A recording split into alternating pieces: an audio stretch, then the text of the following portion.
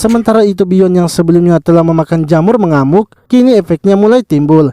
Ia pun menjadi tak sadarkan diri dan mengamuk bagaikan monster. Hal itu membuat para rekan-rekannya takut dan memutuskan untuk meninggalkan kapal. Bion yang sedang mengamuk lalu berusaha menghajar Thors. Akan tetapi dengan mudahnya Thors mengalahkan Bion.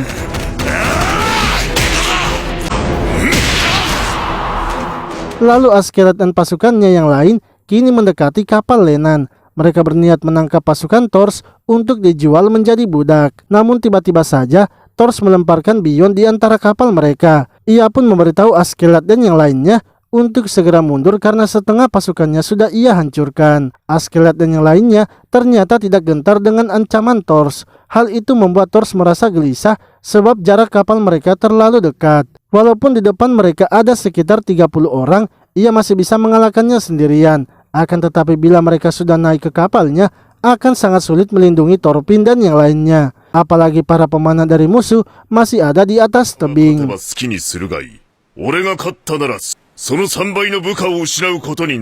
Thors akhirnya menantang Askeladd sebagai pemimpin para bajak laut untuk berduel dengannya.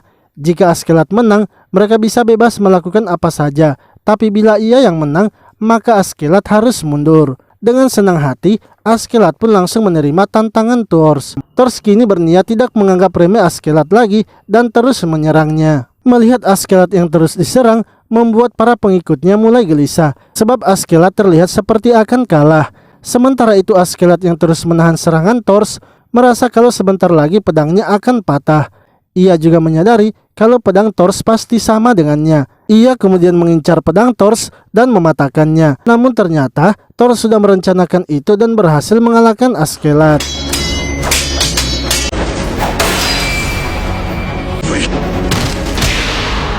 Karena sudah memenangkan duel, Thors pun menyuruh Askeladd untuk mundur bersama pasukannya.